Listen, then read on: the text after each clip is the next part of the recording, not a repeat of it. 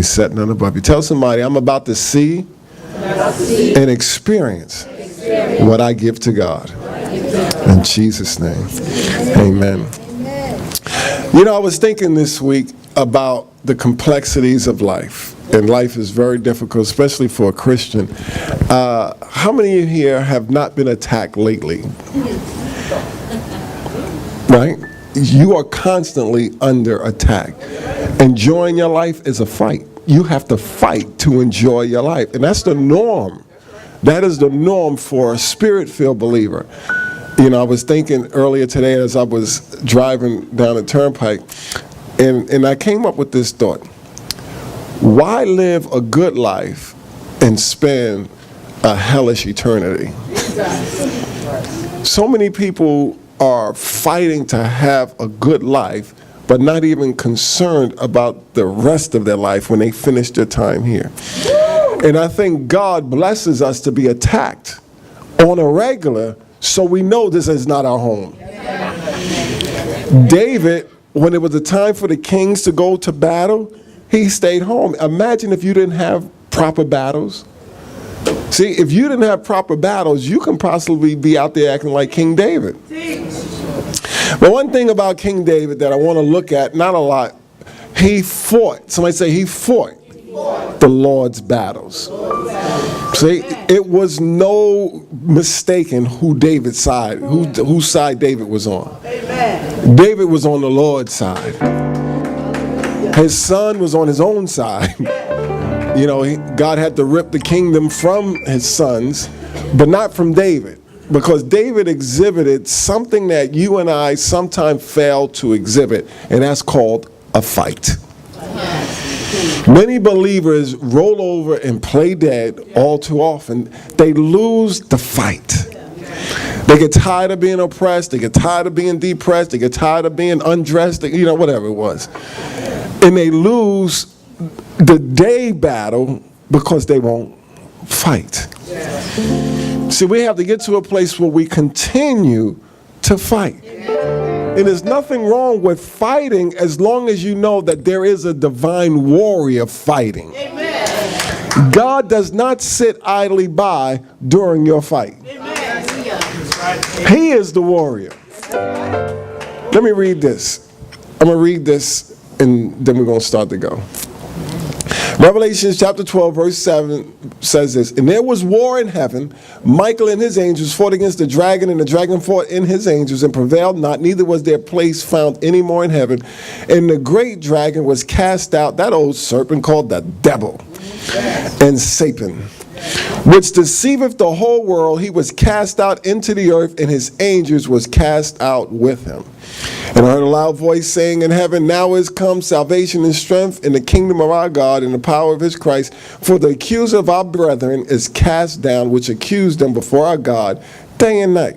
And they overcame him by the blood of the Lamb and by the word of their testimony. And they loved not their lives unto the death. Therefore rejoice, ye heavens, and ye that dwell in them. Woe to the inhabitants of the earth and of the sea, for the devil is come down unto you, having great wrath, because he knoweth that he hath but a short time. You know, I want to take you on a quick, long journey. Somebody say quick and long. In the book of Revelation, you know, it talks about things in the past, things in the present, and things in the future. So you're going to really have to not try to act like you own the revelation of the book of Revelation. You're just going to have to flow with its interpretation as God gives it to you. And God wanted me to say this with you. There was war in heaven. Very important. The victory was it's not good English. Give me another word outside of gotten. All right. The victory was, the English class is out. The victory was obtained by Jesus. See? The battle is the Lord's. The victory is yours. But you know that Jesus is victorious. He is the one that's walking in victory. If we line up with him, we have a victorious day. Amen. And what it says here is, it says that, woe unto you inhabitants where? Of the earth. Yes. They overcame the devil because they loved not their what? Lives. See, they love not their lives. Many of us lose the battle when we love our lives. You cannot be depressed by hating your life. Come on now. Come on now. Depression comes when you love your life and something goes wrong. Yes. See, we refuse to fight right. I know it doesn't make sense to you, but you are not an inhabitor of the earth. Amen. You are an inhabitor of heaven. Amen. Yes. Where you live at, Satan cannot touch you. But when you leave home and you start concentrating on this earthly life that you have, it's going to take you down. One thought can make you depressed. All it has to be is a lie. And all you have to do is feed it. You ever had, anybody here used to live in a project and they used to wanted to see a fight? How was the best fight? The instigator. Nobody wanted to fight until the instigator said, ooh, ooh, you gonna let them, ooh. They didn't want to fight until the accuser of the brethren was able to speak. See, and when the Lord dealt with Satan, he really dealt with him, but he is able to attack the inhabitants of the earth. Oh, yes. As long as you stay terrestrial, carnal, he's going to get you. He's going to get you and he's going to get me. Jesus says, think not about what you're going to wear, what you're going to eat. He said, the people of the world do that. See, we have to think spiritually, or we're going to get beat up. Hallelujah. I'm too fat. You're going down. I'm too skinny. You're going down. That's your inhabitor of the earth. See, but there was war in heaven, and Michael fought, and they beat the devil, and they cast him out. But now watch this. Now go with me real quick. You know, how many know that Jesus saw when the devil got jacked? Now, the good thing about this is when Satan got kicked out of heaven, Jesus didn't even need to fight. But he needed to fight him here. And he needed to fight him down there. Every place where Satan thought he had dominion, Jesus had to come and take it from him. In heaven, he had one thought, and he got kicked out of heaven as fast as lightning. Have you ever recorded the speed of lightning? How fast is light? I think light is faster than sound. Because God's word said, let there be light, and there was light. But I don't know, I'm not a scientist. Go to Luke chapter 10. Now watch this, because now the theme of today's message, story, however you want to see it, is the fact that God is fighting for you, and whether or not you walk in victory is up to you. That's right. That's right. You could be dying and still be happy. Amen. Amen. Or you could have full of life and depressed. That's right. You can get a brand new car, brand new house, brand new spouse, and put your head in the ground saying, ain't nobody love me. It's all based on where you live at. And many Christians are under great attacks, but they won't fight back. They won't fight back the right way. And the right way to fight back is to brag on the warrior that is fighting. Amen.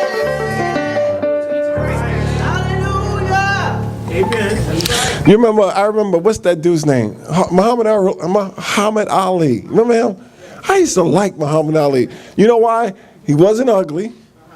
He was in shape, and he can talk and beat. He wasn't all quiet talking about, I hope I win this fight. He would go, da-da-da. Oh, that's a different movie. He would come out, torment the guy, and beat him. See, Satan knows he has a short time before you start tormenting him. He doesn't come to your house. I'm going to tell you right now, you have never met Satan.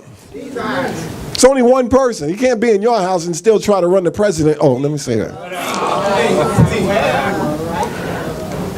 There's only one Satan. There's only one devil.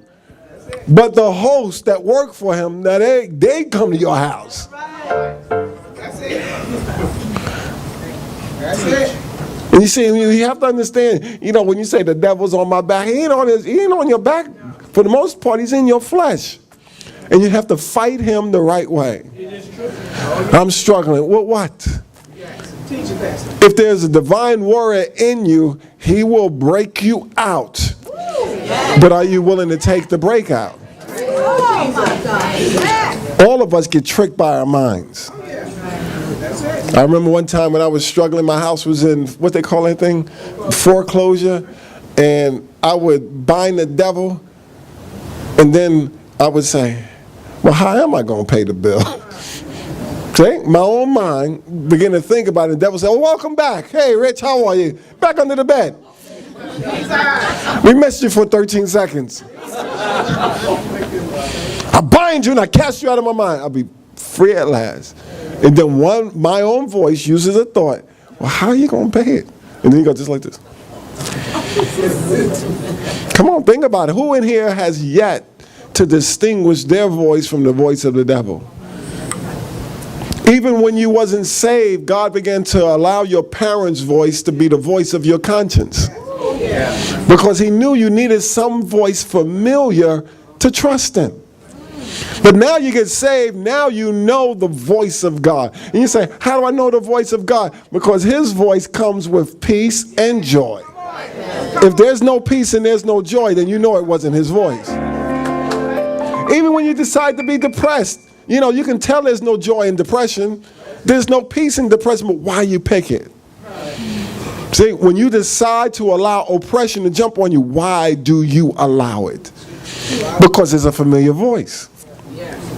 I remember back in the 1800s, I preached a message called, When Trauma Rocks Your World, God Gives You a Voice. Wow. There's, you know, if you're unconscious, if the police, if you got shot or whatever, they don't scream in your ear saying, Manny, get up. A still small voice, they talk real calm to you to see if you can respond. Because you can't respond to yelling. See, the spirit man is that still small voice. All hell's breaking loose, and you'll start to listen to all the loudest voices.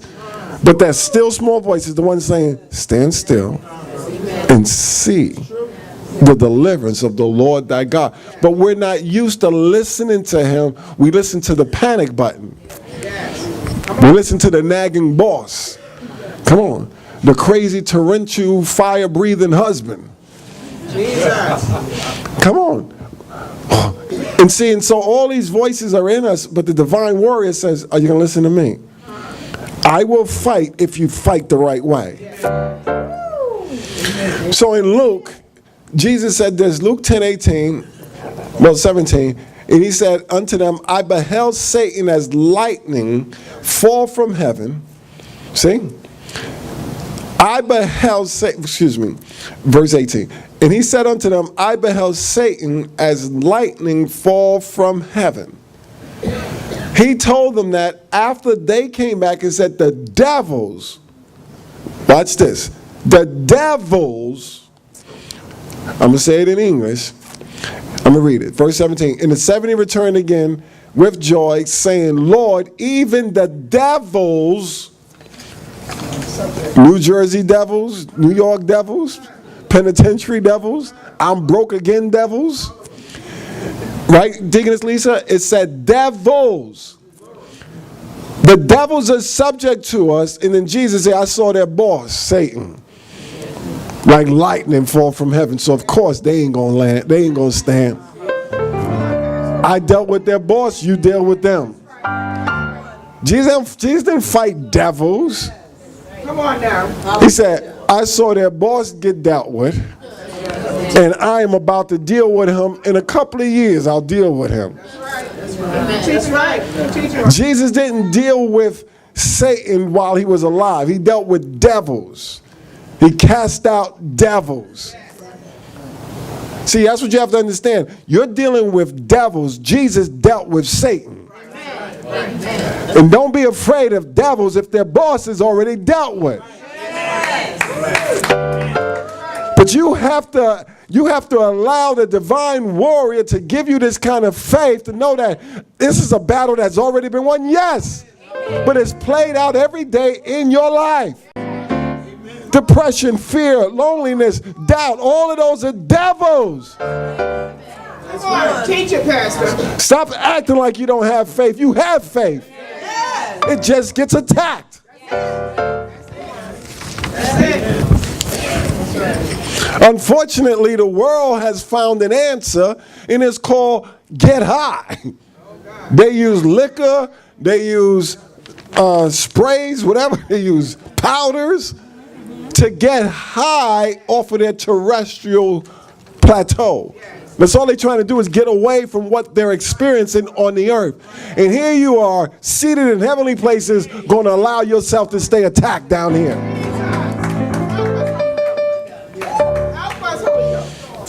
Teaching right, Pastor. Come on.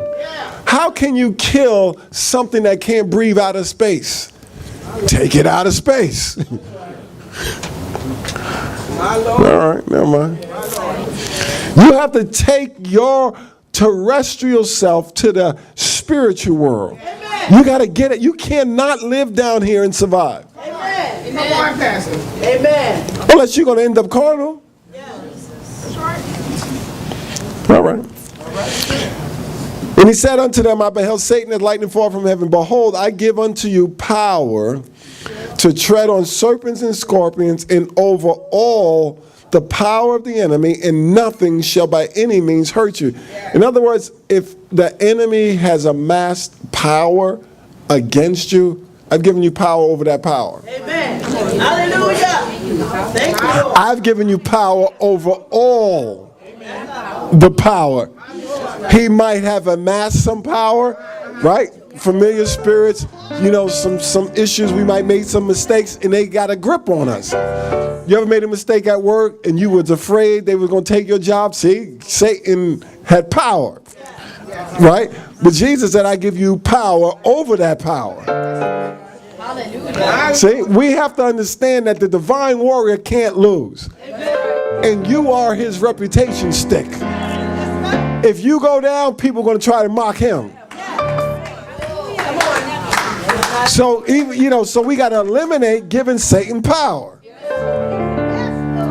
Jesus says, Satan cometh, but he has nothing in me.